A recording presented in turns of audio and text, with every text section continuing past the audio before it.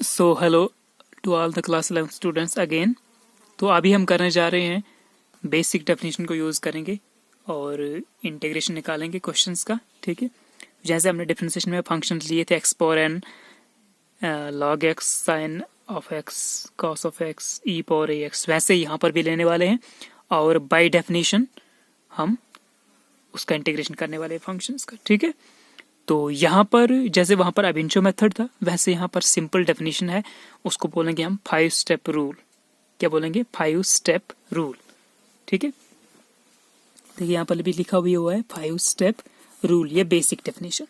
Okay, तो इसमें हम क्या करेंगे, इसमें हमारे पास देखिए इसने बोला है कि integrate x power n by using 5 step rule या by using definition of integration. तो बहुत सिंपल है, इसमें आपको 5 स्टेप रूल का मतलब है 5 स्टेप में आंसर निकलना चाहिए। ठीक है ना। तो सबसे पहले सोल्यूशन, तो एक्स पावर एन का इंटीग्रेशन कर रहे हैं हम। याद रहे किसका कर रहे हैं integration? X power N function. तो गिवन फंक्शन क्या है? सबसे पहले स्टेप 1 में क्या करना आपको, इसको मैं स्टेप 1 ले रहा हूं, जैसे स्टेप्स लिखने नहीं है बस मैं दिखा रहा हूं यहाँ पे। लेट करना सबसे पहले y is equal to X power N plus 1। अभी आपको यहाँ पर एक चीज याद रखनी है कि जैसे उसमें हम डिफरेंशिएशन बाय एबेंशो मेथड में क्या करते थे, उसमें हम जो फंक्शन दिया है उसी को लेट करते थे, let y is equal to X power N. इसमें वैसा नहीं करना, इसमें क्या करना है, let y is equal to X power N plus 1।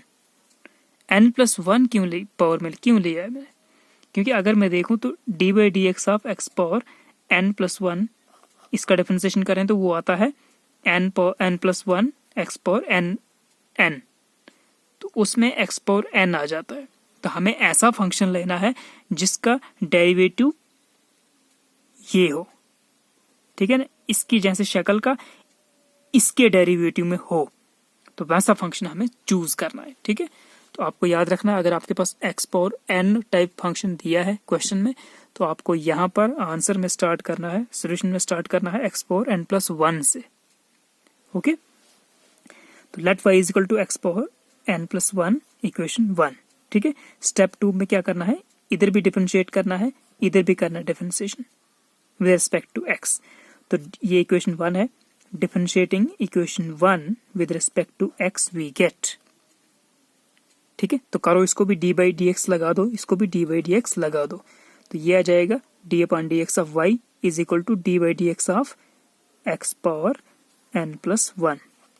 ठीक है, तो क्या आ जाएगा, D Y by D X ऐसे चलेगा नीचे, इसका एक्स पावर एन यानी जो पावर रूल लगता है डिफरेंशिएशन का वो यहां लगने वाला है। ठीक है, चलो जाते हैं। तो देखिए यहाँ पे डी बाई डी एक्स ऐसे चलेगा, तो ये है एक्स की पावर एन प्लस 1, पावर में एन प्लस 1 है तो वो पीछे चला जाएगा। ठीक है, फ्रंट पे आ जाएगा यहाँ पे, तो एन प्लस 1 इंटू एक्स की पावर एन प्लस 1 माइनस 1, तो प्लस 1 एंड माइनस 1 कट। क्या बचा आपके पास, d y upon D x is equal to n plus 1 x power n equation 2। Okay, बहुत सिंपल है, निकल गया इसका डिफरेंशिएशन इस वाले का। ठीक है, तो अब ये फॉर्म आ रही है आपकी। ठीक है, अब नेक्स्ट स्टेप क्या है, नेक्स्ट स्टेप आपका स्टेप 3। इसमें क्या करते हैं आप, रीअरेंज करते हैं। फर्स्ट स्टेप में आपने लेट किया y is equal to x और n प्लस 1, सेकेंड स्टेप में डिफरेंशिएट किया बोथ साइड्स, थर्ड स्टेप में रीअरेंज करना है टर्म्स को, मतलब x वाली टर्म्स एक तरफ रखनी है और y वाली टर्म दूसरी तरफ। ठीक है, तो एक तरफ सिर्फ x वाली टर्म्स होनी चाहिए जिन टर्म्स में x है, तो rearranging terms on both sides we get. तो देखिए अब इसके पास भी x है ना, x पावर n, x वाली टर्म है ये, इसके पास x नहीं है, ये कांस्टेंट है n प्लस 1। dy के पास भी x नहीं है, dx के पास x है, तो हम क्या करेंगे, dx को भी इसके साथ अटैच करवाएंगे। ठीक है, और इसको यहाँ से हटाएंगे, इस चीज को हटाना है और dx को यहाँ पे अटैच करना है।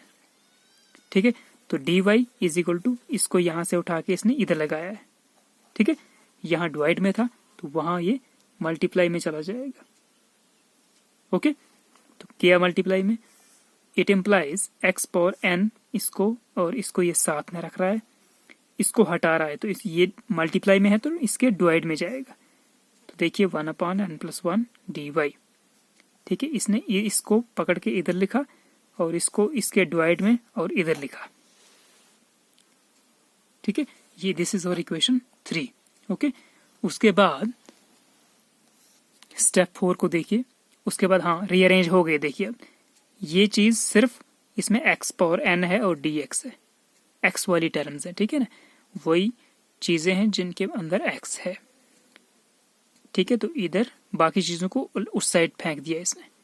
इक्वेशन 3 आ गया। अब क्या करना है, taking integral sign on both sides, taking integral sign on both sides we get, इसको भी इंटीग्रल लगाओ बाहर से, इसको भी लगाओ, ठीक है।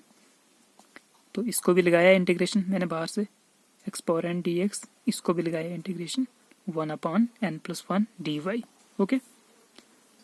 तो अब क्या करना है, इसको ऐसे ही रखना है। हमें चाहिए integration of x power n dx, इसका इंटीग्रेशन चाहिए हमको। तो ये ऐसे चलता जाएगा, इसको करना आपको इंटीग्रेशन, ठीक है। चलिए मैं आगे दिखाता हूं आपको। हाँ देखिए यहाँ पे it implies integration of x power n dx is equal to 1/n+1 integration of dy। तो 1/n+1 को इसने बाहर क्यों किया, क्योंकि इसमें y नहीं है। याद रहे कि इंटीग्रेशन भी उसी पे एक्ट करता है जो आगे विद रिस्पेक्ट टू बोला हो। तो इसने बोला था y के रिस्पेक्ट करो इंटीग्रेशन, dy लगा हुआ है ना, dy का मतलब है integration with respect to y करो, ठीक है। तो इसके अंदर y नहीं है तो ये कॉमन आ जाएगा बाहर, तो पीछे इंटीग्रेशन dy के ऊपर लग जाएगा, ठीक है। तो it implies integration of x power n dx is equal to 1/n+1 ऐसे रहेगा इंटू y। अब ये y कहाँ से आया, तो अगर मैं चेक करूं कि इंटीग्रेशन, चलो यहाँ पे लिख देता हूँ, इंटीग्रेशन dy था हमारे पास। तो d क्या है, d इज डिफरेंशिएशन साइन है, यह है इंटीग्रेशन। तो इंटीग्रेशन और डिफरेंशिएशन अपोजिट है, रिवर्स है ना, मतलब ये इसका उलट है और वो इसका उलट है। इसका मतलब जब दो उल्टी चीजें एक सामने हो तो वो कट हो जाती है, होता है ना, ये इसके अपोजिट है और ये, तो ये कैंसल आउट हो जाएंगे। बस दिखाते नहीं हम यहाँ पे, लेकिन ये कैंसिल हो जाते हैं। तो पीछे क्या बचेगा, तो y। तो इसका मतलब इंटीग्रेशन dy का आंसर कितना होता है, y। वैसे आपको याद रखना है कि जब आपके पास इंटीग्रेशन dz होगा तो आंसर z आएगा, इंटीग्रेशन dx होगा तो आंसर x आएगा, इंटीग्रेशन dy होगा आंसर y आएगा। ये और ये कट हो जाते हैं, ठीक है। इंटीग्रेशन dt होगा तो आंसर t आएगा, ठीक है। इस चीज को आप याद रख लेना, इंटीग्रेशन और डिफरेंशिएशन कट, पीछे t बचेगा, ओके। ये बहुत इंपॉर्टेंट चीज है। तो तभी integration dy is equal to y आ गया, ठीक है। डिफरेंशिएशन में क्या होता था, डिफरेंशिएशन में होता था dx का डिफरेंशिएशन करना है, जैसे हमें dx/dx तो 1 आता था, ठीक है, ऊपर नीचे कट हो जाता था। तो d/dx ऑफ x 1 होता था, dz/dz 1 होता था, dy/dy 1 होता था, dt/dt 1 होता था। यहाँ पर जो होगा, जैसे dx का इंटीग्रेशन है, dy का इंटीग्रेशन है तो y, dz का इंटीग्रेशन है z, dx का इंटीग्रेशन है dx, ठीक है। तो dt का इंटीग्रेशन है तो t, यहाँ पर 1 नहीं आएगा, वही चीज आएगी, x होगा तो x आएगा, y होगा तो y, ऐसे ऐसे, ठीक है। तो तभी ये dy का y आया, इक्वेशन 4। स्टेप 5 क्या है, स्टेप 5 पे y का जो वैल्यू लिया था ना हमने, let y is equal to, वो इक्वेशन 1 में लिया था, ये वाली चीज देखिए यहाँ पे, let y is equal to x power ये वैल्यू। तो ये y की जगह पे ये वैल्यू इक्वेशन 4 में भरनी है, ठीक है। तो दिस इज और इक्वेशन 4। तो लिखिए step 5, put the value of equation 1 in equation 4। y की वैल्यू यहाँ पे पुट करो, इक्वेशन 1 से लाओ और यहाँ पे पुट करो, ठीक है। तो लगा दी इसने, देखिए integration of x power n dx, ये ऐसे ही लिखा same, is equal to y कितना था, y था आपके पास इक्वेशन 1 में चेक करोगे तो वो था x पावर n+1 जो हमने लेट किया था। तो y की जगह पे ये लिखा डिवाइडेड बाई x n/1, ठीक है। तो this is our integration which is our required integration, required solution, ठीक है। तो आपके पास क्या निकला, आपके पास निकला x पावर n dx का इंटीग्रेशन x की पावर n+1/n+1। तो ये क्या निकला, ये एक जनरल फार्मूला निकला, general formula of integration for power functions. क्या निकल गया? ये निकल गया general formula for integration of power functions. Okay, तो बोलता है कि x पावर n dx का इंटीग्रेशन क्या होता है। तो मतलब आपके पास, आपको समझना अब इस फॉर्मूले को, तो इसके पास फंक्शन है x की पावर n, ठीक है, with respect to x integrate कर रहे हैं इसको हम, ये dx एक्ट कर रहा है, ये x का मतलब है with respect to x integrate करना है इस फंक्शन को, ठीक है। तो integration of x power n with respect to x, तो ये आंसर क्या आ जाता है इसका, कैसे आंसर देना है, x की पावर n प्लस 1। आंसर में कैसे, यहाँ पर क्वेश्चन में पावर थी n, यहाँ पर आंसर प्लस 1 ऐड हो जाएगा, डिवाइडेड बाई जो पावर है आपका नया पावर, पहले x पावर n था तो नया पावर आ गया x पावर n प्लस 1, तो divided by that power, divided by n plus 1। तो जैसे मेरे पास, दोबारा मैं फिर से लिखता हूँ x पावर n dx, तो इसका आंसर आ जाएगा x की power n plus 1 divided by n plus 1। बहुत सिंपल है। फॉर एग्जाम्पल, एक एग्जाम्पल ले रहा हूँ, बोलता है इंटीग्रेशन ऑफ x की पावर 4 dx, इसको करो भाई। तो पावर कितनी है, 4 है ना, तो मेरा आंसर क्या आएगा, x पावर 4 प्लस 1 बटा 4 प्लस 1, ठीक है। तो ये आंसर आ जाएगा मेरा, ठीक है। यहाँ पर पावर थी मेरे पास 4, तो आंसर में कितना आएगा, 4 प्लस 1, और उसी पावर से डिवाइड भी करना है, तो मेरा आंसर आ जाएगा x की पावर 4 प्लस 1 5/5, ठीक है। तो ये चीज़ आपको याद रखनी है कि अगर x पावर 4 होगा क्वेश्चन में, तो उसका इंटीग्रेशन आ जाएगा x पावर 4 प्लस 1 5 बटा 5। जैसे मेरे पास x पावर 19 है dx, इसका इंटीग्रेशन करना मुझे विद रिस्पेक्ट टू x, ठीक है। तो इसका आंसर आ जाएगा मेरे पास x की पावर 20 डिवाइडेड बाई 20। डिफरेंशिएशन में क्या होता था, डिफरेंशिएशन में होता था अगर x की पावर 10 है या n है, ऐसे dx ऑफ x की पावर n, उसका आंसर आता था n x power n minus 1। तो इसमें जो पावर थी ना, वो पीछे जाती थी, मतलब फ्रंट पे आ जाती थी यहाँ पे, ठीक है, यहाँ पे, और एक माइनस भी होती थी उसी पावर में से।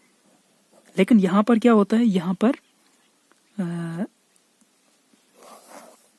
जो पावर है उसमें एक प्लस हो जाता है, और सारी जो नई पावर है वो डिवाइड में आ जाती है। उसमें जो पावर थी वो मल्टीप्लाई में पीछे आ जाती थी फ्रंट पे, और इसमें आपको प्लस 1 हो जाएगा पावर में, और पावर डिवाइड में चली जाएगी पावर, ठीक है।